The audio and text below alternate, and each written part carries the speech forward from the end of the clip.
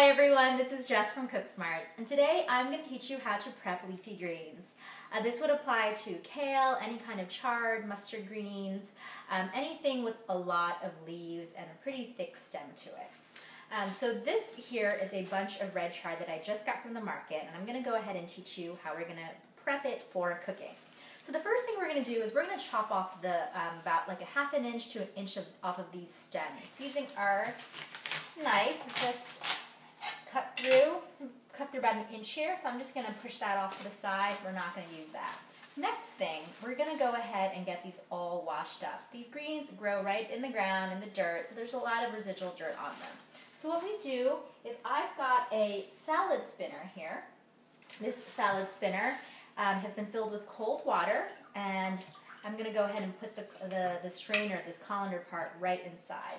And what I do is I like to use both the stems and the leaves in my cooking, but the stems are a very different kind of texture. They're a fibrous texture, and these leaves will cook down really quickly. So these will take a lot longer. The stems will take a lot longer to cook than the greens.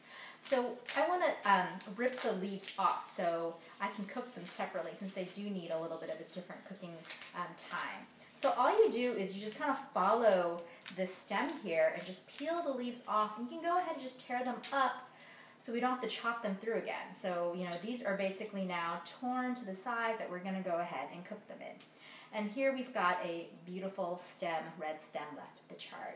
And you would do this really for any leafy green that you're working with. So we're just going to set the stems aside, and we're going to just go ahead and do this with all of our chard leaves. So again, peeling it off, tearing it into the pieces we want to cook it with. These leaves cook down tremendously, so you do. It's okay if they are in larger pieces, because they will just cook down a lot. Okay, so I'm going to continue doing this for the rest of my chard leaves really quickly. All right, so we have separated all of our chard leaves from our stems. So you've got the stems here and these leaves that are soaking in some cold water. So what I'm going to do is kind of swish them around. Just kind of apply a little bit of pressure, so if there's any remaining dirt on those chard leaves, they sink to the bottom of our big bowl of water. So you want to swish it around. You can let it sit for a little while. You don't necessarily have to. And then what we're going to do is we're going to move this into the sink, or closer to the sink, and I'm going to pull this up. And the reason I pull it up is to let any remaining dirt drain out. If I took this bowl and I poured it out, any dirt that we would have kind of gotten out would have then been poured right back over our leaves, which is not what we want. We don't want any of this kind of sandy dirt texture when we cook our chard. So I'm going to just give it a little shake here. I'm going to pour out this water. And then I'm going to take the lid and I'm going to put it on the salad spinner, and then I'm going to push down on it.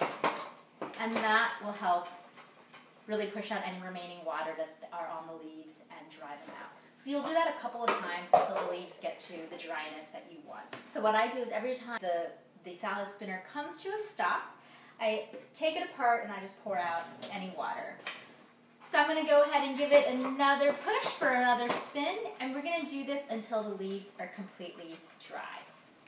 So we still have these stems that we need to prep, and the reason why we've separated the leaves and the stems again is because the stems cook at a really different time. They just need a little bit more time to soften up, but it's really worth it. It's really worth taking them apart and keeping the stems, because there's a lot of nutritional value in there, and they provide a really nice contrasting texture, a little crunch to whatever you're making. Okay, so what I'm going to do with the stems now is I'm going to give them a quick rinse under the water, and then we're going to chop them up into about 1/4 inch to ½ inch segments. I'm probably going to split this up into 2 batches. I'm not going to try to chop them all at once. So I'll do this first batch. I'm going to line those stems up so I can do this pretty easily. Okay, I'm just going to chop these up. These are about 1/4 inch segments. So we've got our stems all chopped up in our prep bowl, which is going to be easily moved to our cooking space. And again, I really like to keep the stems because they're going to provide a really nice texture contrast a nice crunch to the softness of these leaves. So the leaves are all dry, these are all chopped up. I'm gonna go ahead and move them into my cooking space and give them a quick saute. All right, so that's how you would prep leafy greens. Pretty simple process, and hopefully you'll be doing this with a lot of leafy greens and making them a large part of your diet because they're very healthy for you. Thanks for joining us today. We're always hoping to help you live happier, simpler, and smarter in the kitchen.